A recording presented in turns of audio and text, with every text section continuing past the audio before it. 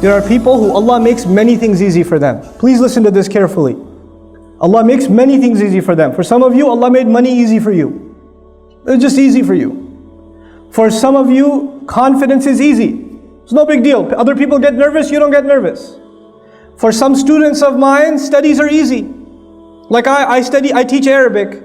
Some of my students, wallahi, I can tell Allah made Arabic easy for this one.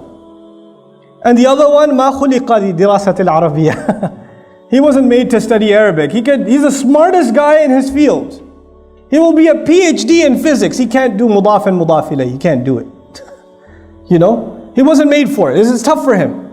Not everybody's the same. Now what happens is when people get used to success, Allah makes one thing easy, then He makes the next thing easy, and then makes the next thing easy, and the next thing easy.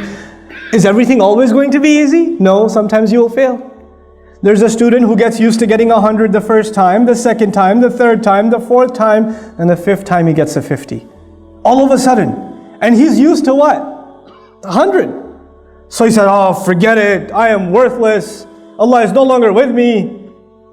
You know, what's the point now? Because you get used to riding so high that one little failure, one setback, and you're just crushed. You are completely crushed. What's the point? I'm dropping out of school. I don't want to do this anymore. I hate this. You know what? This is when you didn't remind yourself at every single success that success was a combination of two things.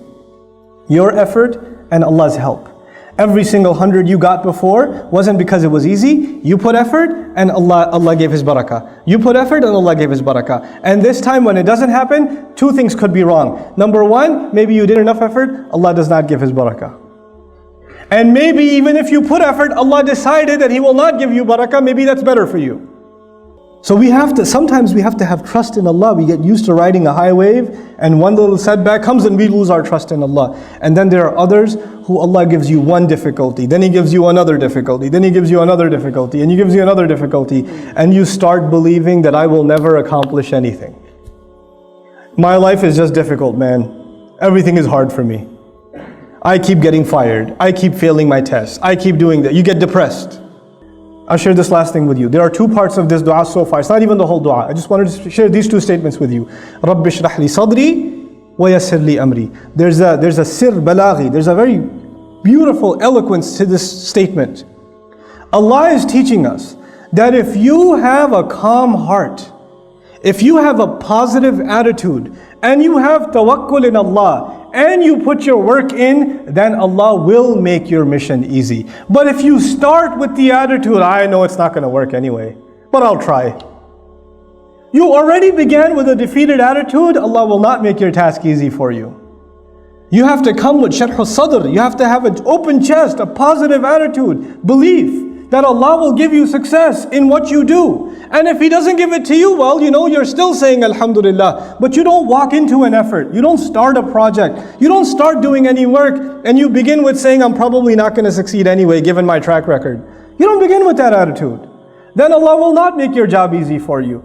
So if we have that good heart before Allah Azza wa Jal, Allah will make our task easy for us, subhanahu wa ta'ala. With that, I pray that Allah Azza wa Jal gives us all the ability to take advantage of the wisdom of the great prophets of Allah alayhimu salatu wasalam that is captured in their du'as. They said such few words, but they taught us so much of how to better our lives as believers and how to live our life successfully for Allah's deen and also make the best of this dunya. May Allah Azza wa Jal make us find the balance between this deen and this dunya as He intends it. And may Allah put all of us to the service of His beautiful deen and this ummah. Barakallahu li wa lakum fil Qur'an al-Hakim wa nafa'ani wa iyyakum bil ayati wa dhikri al-Hakim.